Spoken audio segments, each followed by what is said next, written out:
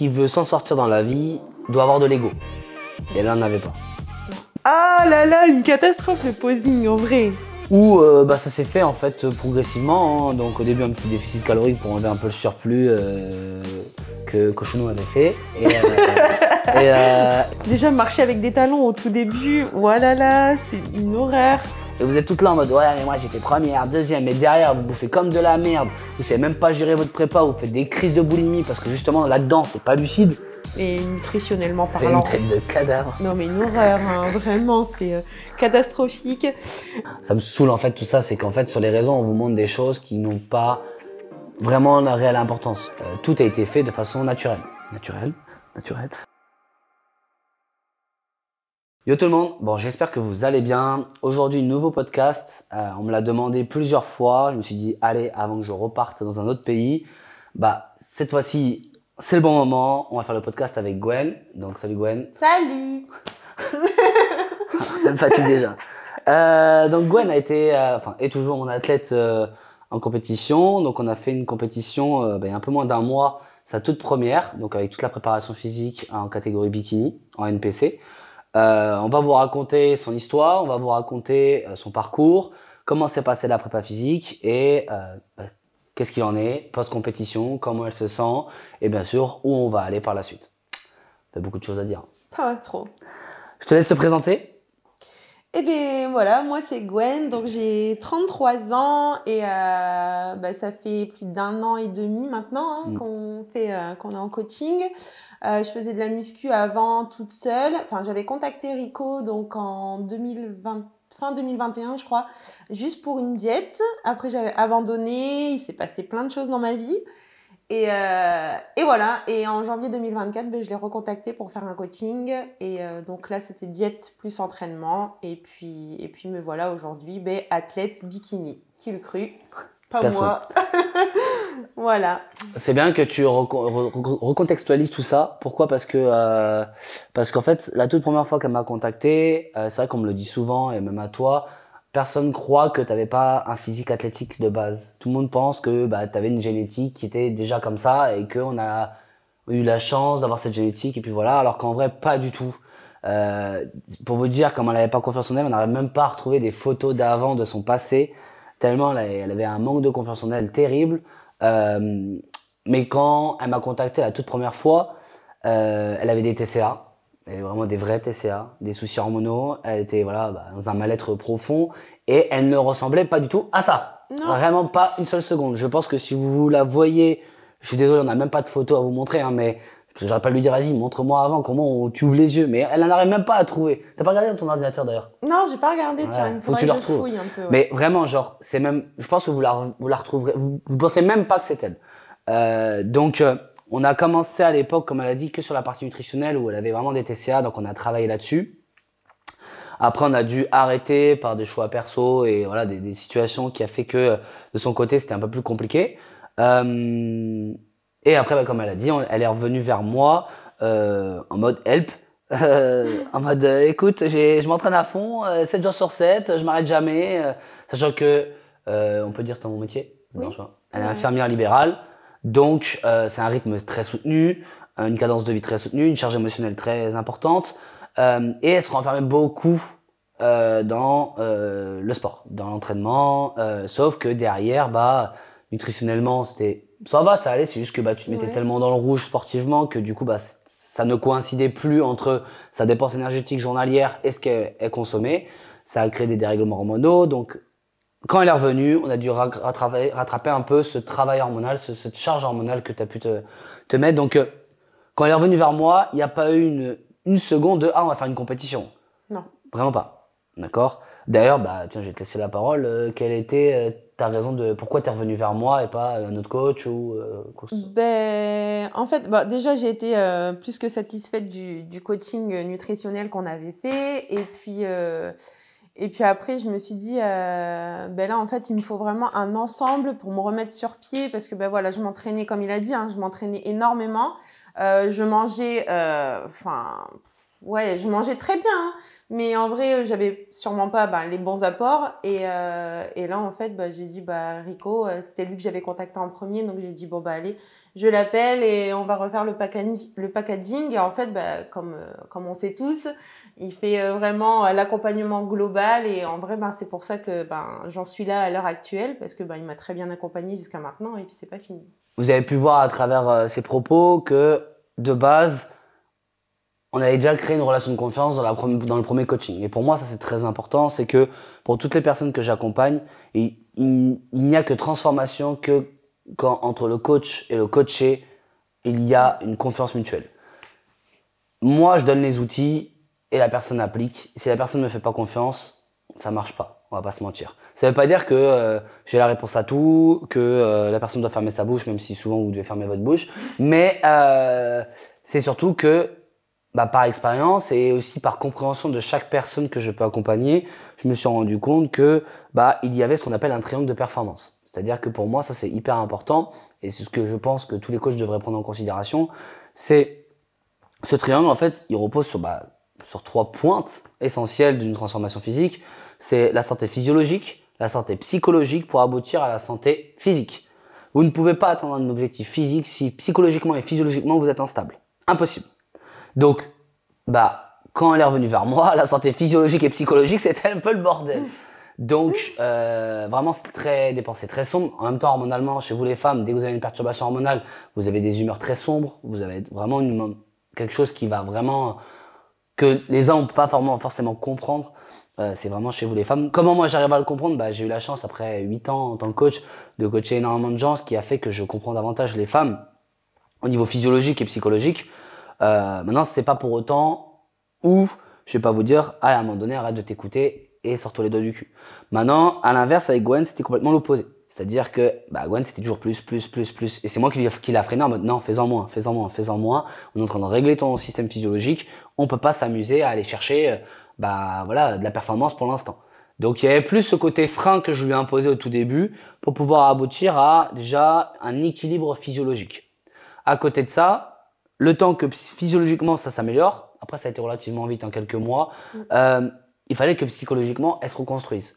Donc c'est vrai qu'on a créé un lien de communication très important. C'est-à-dire qu'à chaque fois qu'elle se sentait pas bien, elle me parlait, elle me communiquait. Et c'est ça aussi un point très important, c'est que la plupart du temps, les gens, vous voulez vous transformer, vous n'acceptez pas d'échanger avec votre coach. Vous vous enfermez par peur de déranger, ce qui fait qu'à la fin, vous n'avancez pas du tout. Et après vous dites, le coaching c'était nul. Non, c'est pas que c'était nul, c'est que tu t'es pas ouvert à la seule personne qui doit t'écouter et qui doit te faire avancer. Donc logique qu'à la fin derrière, vous évoluez pas autant qu'une autre personne, alors que l'autre personne, elle a grave bougé. Et là vous allez dire, mais non, mais moi je comprends pas, je fais exactement la même chose que cette personne, ça avance pas. Vous êtes dans la comparaison. Elle faisait que ça. Et vous vous détachez de la réalité. La réalité, c'est que tant que vous prenez pas conscience que c'est avec vous-même que vous devez être en paix, vous n'avancerez pas. Et c'est ce que j'arrêtais pas de lui dire. C'est que je dis arrête de vivre à travers le regard des autres, ou arrête de subir ton passé ou tout ce que tu as vu tout ce que tu as traversé dans ta vie perso et pro. Maintenant, construis-toi maintenant avec la femme que tu veux devenir plus tard. Mais ça commence maintenant. Et tout ce travail psychologique, il s'est fait avec plusieurs semaines, plusieurs mois. Ça veut pas dire qu'aujourd'hui tout est rose, mais on est obligé d'aller dans cette direction-là, parce que si vous ne croyez pas en vous, personne ne le fera. Moi, je donne les outils, moi, je vois le potentiel des gens. Maintenant, si Gwen n'avait pas ce mental de toujours travailler, de s'entraîner, de bien manger, de respecter, de communiquer, on n'en serait pas là aujourd'hui. Non, c'est sûr. Rien à voir. Donc ça, c'est très important de le comprendre.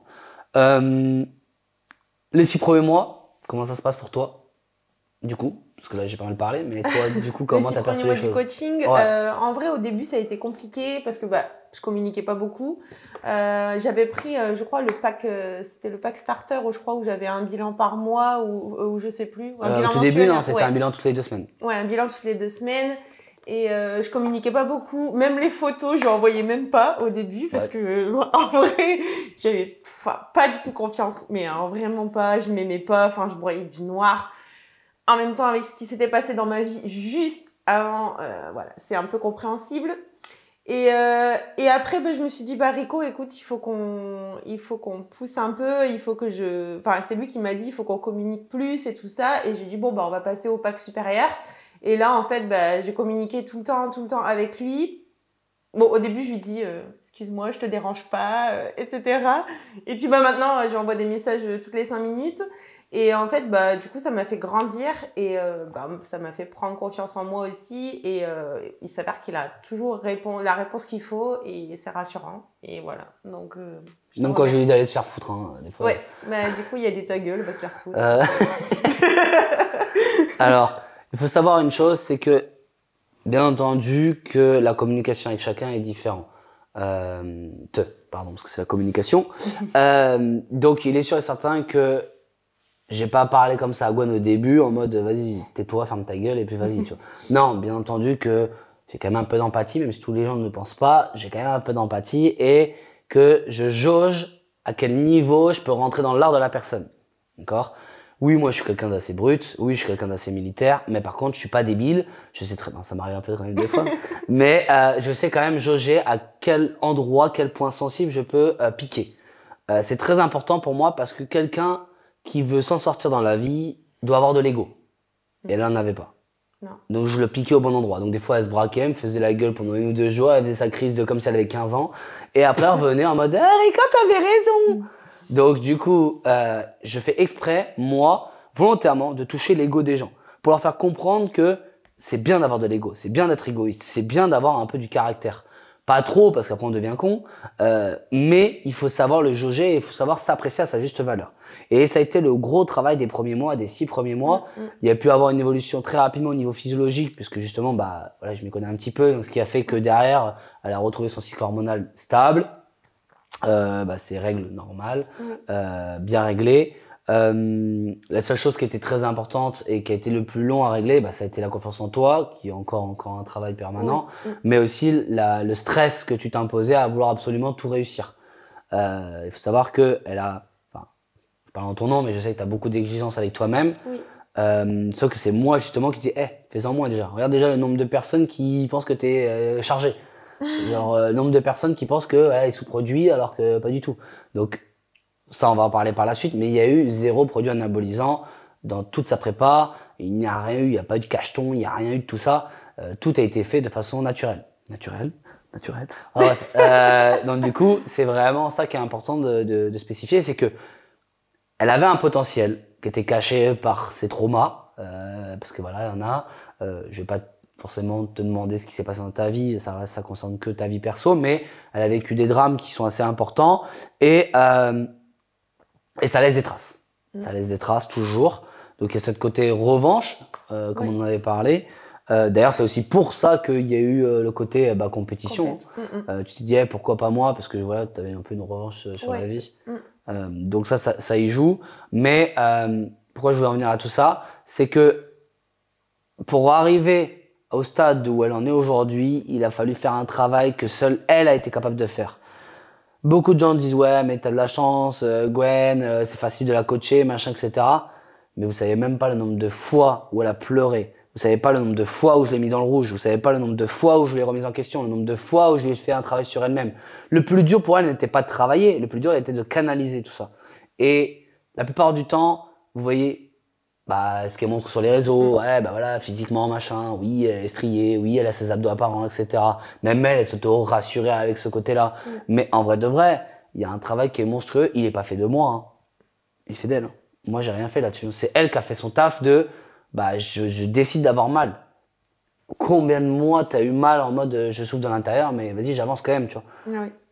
Moi, je pense que c'est important aussi de le dire. Je sais pas, quelles a été tes émotions à partir du moment où t'as dit, vas-y, moi, je vais faire une compétition et jusqu'à la date de compétition, comment t'as perçu les choses?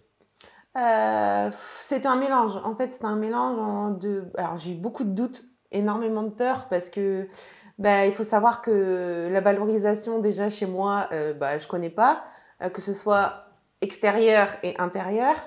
Et j'ai dit, en fait, comme tu dis, c'est une belle revanche sur la vie et sur tout ce que j'ai pu traverser jusqu'à maintenant pour me prouver à moi-même que je suis forte et que moi aussi, je peux briller, parce que c'est mon mot, je pense.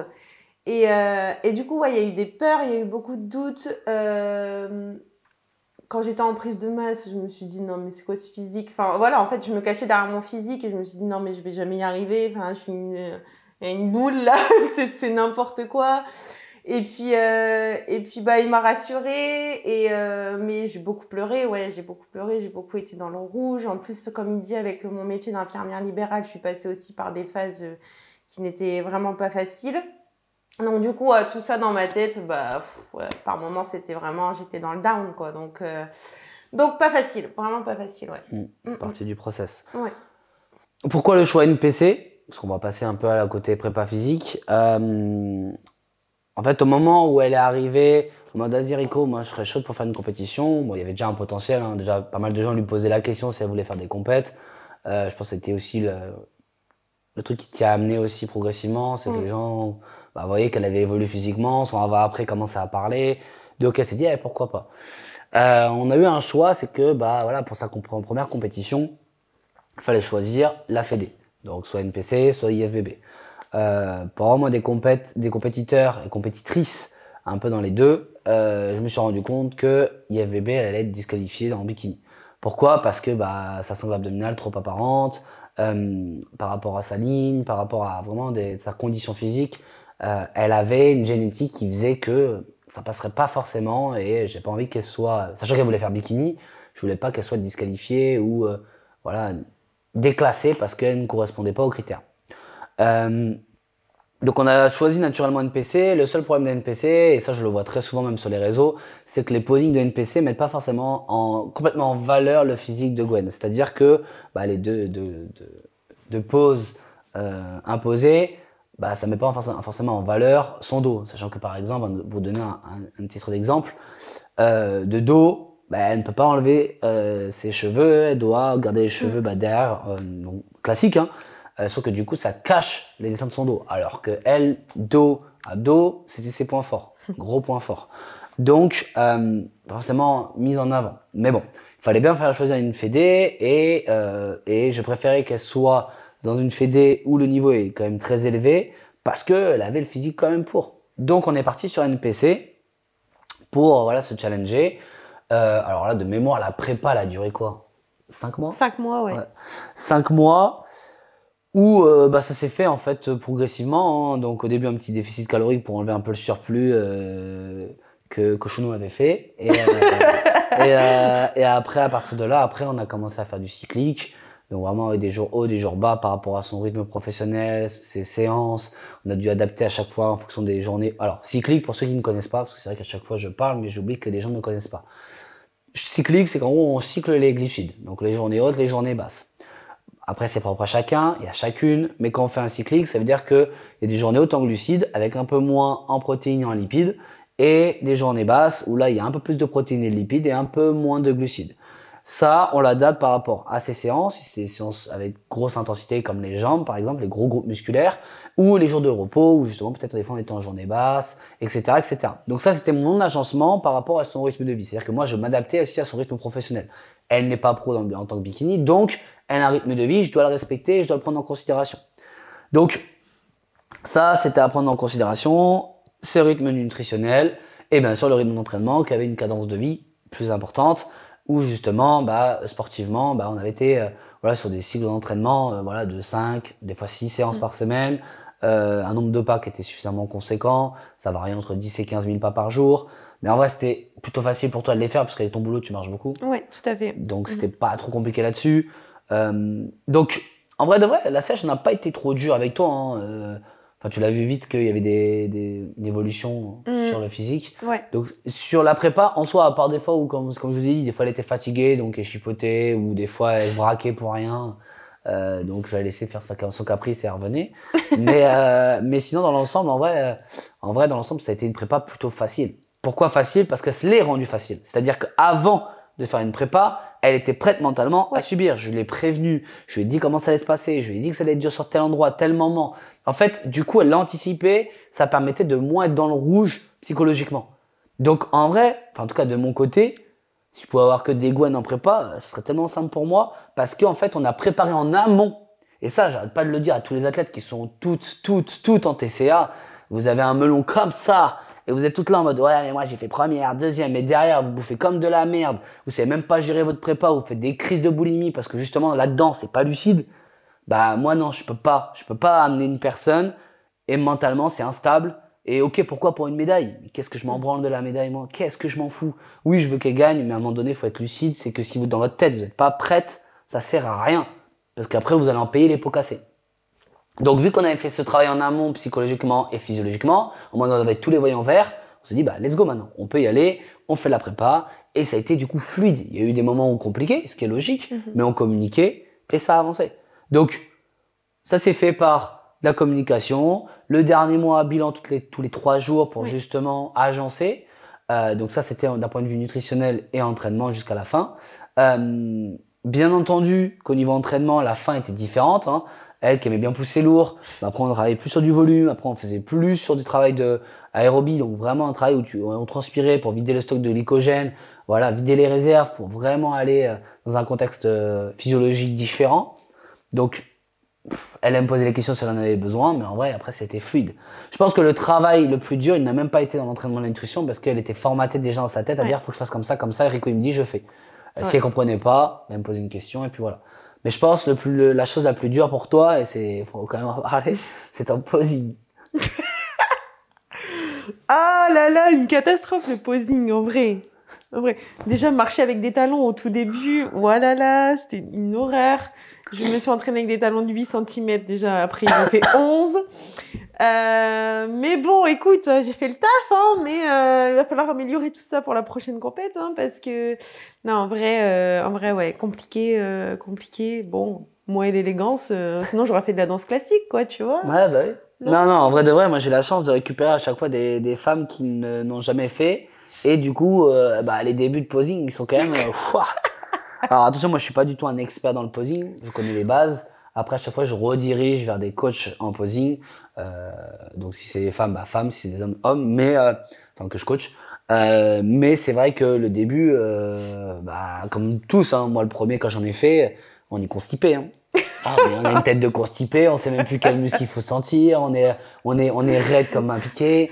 Donc ouais, non, il y avait beaucoup de taf, donc je lui ai imposé de mettre des routines de stretching et de mobilité pour que justement ce soit beaucoup plus souple dans ses mouvements.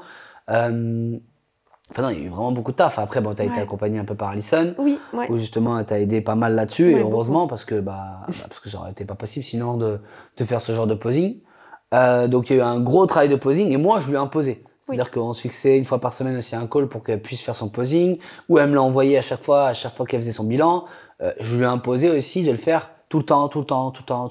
Parce que pour moi, un athlète en bodybuilding, que ce soit bikini ou n'importe quelle catégorie, qui ne sait pas poser, ne fait pas du bodybuilding. C'est mort. Allez, on va refaire un autre sport, mais sinon, ça sert à rien. Donc c'est ça, je pense que ça a été ton plus gros taf à répéter malgré la fatigue et le rythme de vie que t'as. Mais en vrai, je sais pas comment était au niveau des émotions, comment tu t'es senti au niveau entraînement, nutrition, comment tu t'es senti pendant la période de prépa? Non, moi, franchement, ça a été, comme tu dis, hein, moi, c'est pousser lourd et tout. Alors, seule frustration, c'est que mes charges ont baissé. Alors ça, j'avais du mal à l'encadrer. Mais après, c'est comme ça, hein, des coups de fatigue, mais occasionnellement. Parce que comme tu dis, j'étais vraiment préparée. Donc, c'est vrai que je dormais relativement bien. Je faisais mes stretching et tout. Ça m'arrivait aussi de méditer, parce que ça m'aidait beaucoup.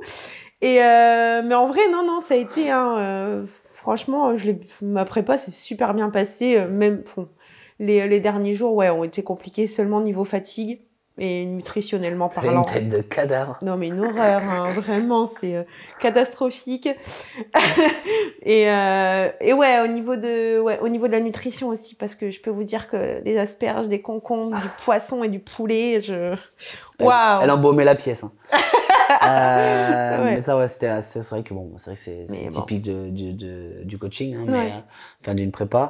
T'as parlé d'un truc qui est intéressant, c'est que t'as parlé justement de méditation. Je sais, j'en parle beaucoup avec toutes les personnes que j'encadre, mais quelle a été, toi, toutes tes routines que tu as dû mettre en place? Alors, mes routines, il y a eu la routine matinale où donc je faisais toujours en me réveillant le stomach vacuum. Voilà. Ensuite, je partais marcher 30 minutes à jeun, donc ça me permettait de bien réveiller mon corps, etc., et de me sentir bien. Et après, ben, le soir avant de dormir, stretching et méditation. Donc stretching, ça me faisait énormément de bien, hein, les étirements vraiment avec la fatigue, enfin mon boulot, les entraînements et tout ça. Voilà, donc on a une routine journalière de stretching dans notre programme, donc voilà, je la faisais vraiment tout le temps. Et puis après, bah, le soir, ça m'arrivait de tout envoyer balader, de mettre une musique et de faire mes exercices de respiration. Et en vrai, bah, ça m'apaisait beaucoup et ça me permet d'enlever tout ce stress. Voilà. Point très important, on n'en parle pas assez des routines, mais en fait, c'est tout ce que vous ne montrez pas sur les réseaux qui vous permettent de tenir. Euh, Comme je dis, on voit souvent entraînement, ouais, tout ce qu'on mange dans l'assiette, machin, les trucs, what I did, hein. Ça me saoule en fait tout ça, c'est qu'en fait sur les réseaux on vous montre des choses qui n'ont pas vraiment la réelle importance. Qu'est-ce qu'on s'en fout de savoir qu'est-ce que tu manges dans ta journée? Tout le monde c'est propre à chacun. Qu'est-ce qu'on s'en fout de savoir comment tu t'entraînes? C'est propre à chacun et c'est très ressemblant à d'autres personnes. Ce qui va être le plus important, c'est ce que vous mettez en dehors. Votre environnement pro, perso, interne, externe, votre famille, vos amis, votre entourage, tout ce qui va aboutir à quelque chose euh, bah, de prospère, de vraiment d'être en paix avec tout ce que vous voulez vivre. Et, euh, bah, c'est vrai que toi, dans ta vie perso, t'as pas grand monde. Pas grand monde. Euh, Bon, bien sûr, avec le fait que bah, tu as emménagé sur Bordeaux, tu as pu rencontrer des personnes qui t'ont permis justement ouais, de pas être seul. Ouais. Mais c'est vrai que de base, tu es quand même très solitaire. Oui, je suis très solitaire, ouais, depuis petite, on va dire. Pas par choix. Mais bon, là, c'est devenu un choix, apparemment, mais pas par choix. Et effectivement, ouais, il y a des moments où je me renferme sur moi-même et parce que est-ce que c'est un besoin, réellement un besoin, je ne sais pas, mais ouais, apparemment, c'est pas trop facile.